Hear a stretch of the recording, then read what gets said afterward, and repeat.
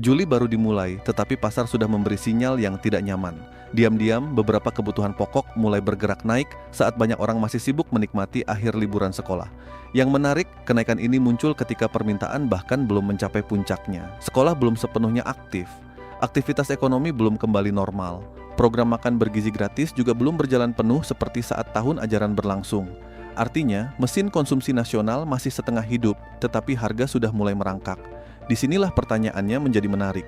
Jika harga mulai bergerak saat permintaan masih relatif rendah, apa yang akan terjadi ketika jutaan siswa kembali masuk sekolah di pertengahan Juli, ketika uang belanja keluarga meningkat, ketika kantin, warung, dan dapur-dapur MBG kembali menyerap pasokan pangan dalam jumlah besar?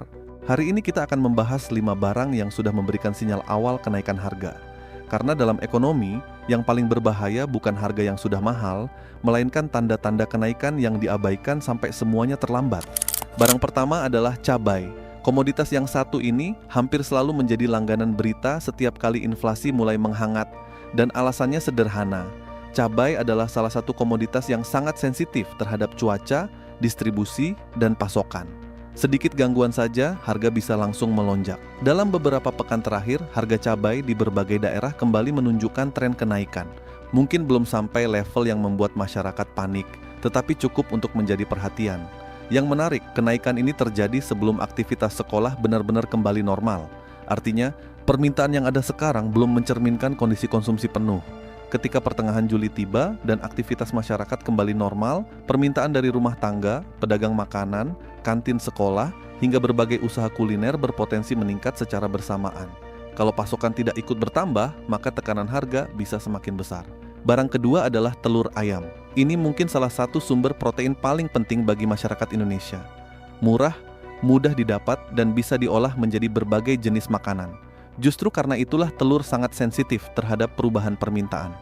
Ketika permintaan naik sedikit saja, dampaknya bisa langsung terasa di pasar.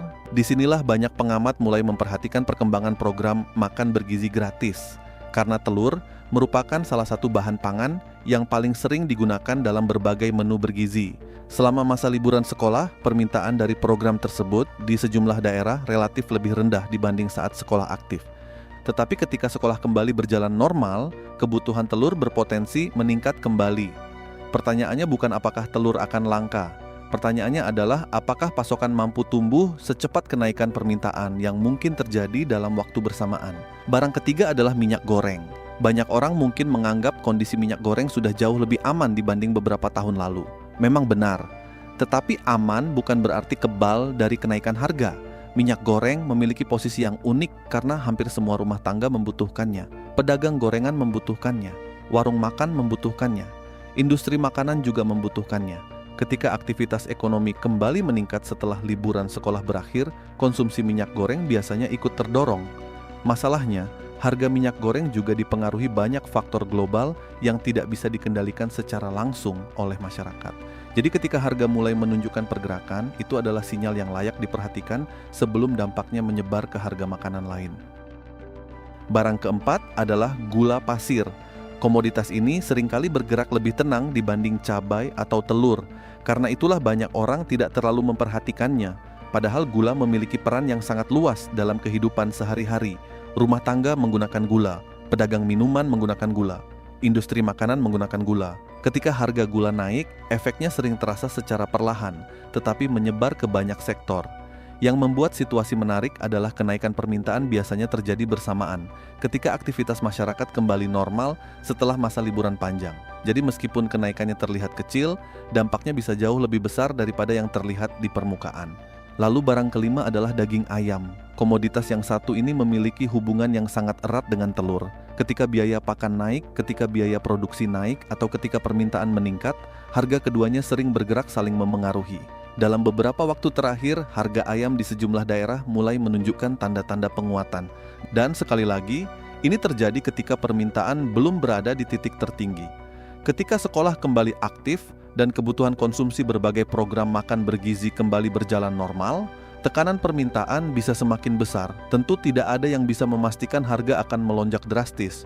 Tetapi mengabaikan sinyal yang sudah mulai terlihat juga bukan keputusan yang bijak. Yang menarik dari kelima barang ini adalah semuanya memiliki satu kesamaan. Mereka adalah barang yang sangat dekat dengan kehidupan masyarakat sehari-hari. Ini bukan barang mewah, ini bukan barang yang hanya dibeli sesekali. Ini adalah barang yang masuk ke dapur, ke meja makan, ke warung, ke pedagang kecil, dan ke kehidupan jutaan keluarga Indonesia setiap hari. Karena itu, ketika kelimanya mulai menunjukkan pergerakan harga dalam waktu yang hampir bersamaan, kita perlu memperhatikannya lebih serius. Disinilah muncul pertanyaan yang lebih besar. Mengapa masyarakat selalu menjadi pihak yang paling cepat merasakan perubahan harga? Ketika harga turun, dampaknya sering terasa lambat. Tetapi ketika harga naik, efeknya bisa langsung terasa di dompet keluarga. Mungkin karena kehidupan nyata tidak terjadi di grafik ekonomi atau laporan statistik. Kehidupan nyata terjadi di pasar tradisional, di warung dekat rumah, dan di dapur tempat keluarga mengatur pengeluaran mereka setiap hari. Gue tidak mengatakan bahwa kita sedang menuju krisis pangan. Gue juga tidak mengatakan bahwa semua harga akan meledak. Tetapi ada satu kesalahan yang sering dilakukan banyak orang, yaitu menganggap sinyal awal sebagai sesuatu yang tidak penting. Padahal hampir semua gejolak harga besar selalu diawali oleh pergerakan kecil yang terlihat sepele. Sedikit kenaikan di sana, sedikit kenaikan di sini. Lalu beberapa minggu kemudian orang mulai bertanya kenapa pengeluaran bulanan mereka tiba-tiba membengkak. Karena itu, yang paling penting saat ini bukan panik. Yang paling penting adalah sadar bahwa kondisi ekonomi selalu berubah, sadar bahwa harga pangan sangat dipengaruhi oleh permintaan dan pasokan, dan sadar bahwa pertengahan Juli bisa menjadi periode yang menarik untuk diamati karena dua faktor besar sedang bertemu dalam waktu yang hampir bersamaan. Pertama, jutaan siswa akan kembali masuk sekolah sehingga aktivitas ekonomi rumah tangga kembali meningkat.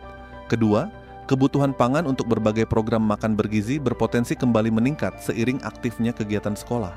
Ketika dua sumber permintaan ini bertemu, pasar akan memberikan jawabannya sendiri. Kesimpulannya sederhana, cabai, telur ayam, minyak goreng, gula pasir, dan daging ayam adalah 5 barang yang sudah mulai memberikan sinyal pergerakan harga di awal Juli.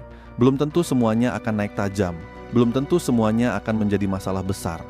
Tetapi sinyalnya sudah ada. Dan dalam urusan keuangan keluarga, seringkali yang paling merugikan bukan kenaikan harga itu sendiri, melainkan kebiasaan mengabaikan tanda-tanda awal yang muncul di depan mata. Jadi tetap tenang, tetap rasional, tetapi jangan lengah. Karena orang yang paling siap biasanya bukan orang yang paling kaya, melainkan orang yang paling cepat membaca perubahan. Kalau kalian merasa pembahasan seperti ini bermanfaat, jangan lupa bantu channel ini dengan like, share, dan subscribe agar semakin banyak orang yang bisa melihat kondisi ekonomi dengan lebih kritis, lebih tenang, dan lebih siap menghadapi apapun yang akan datang.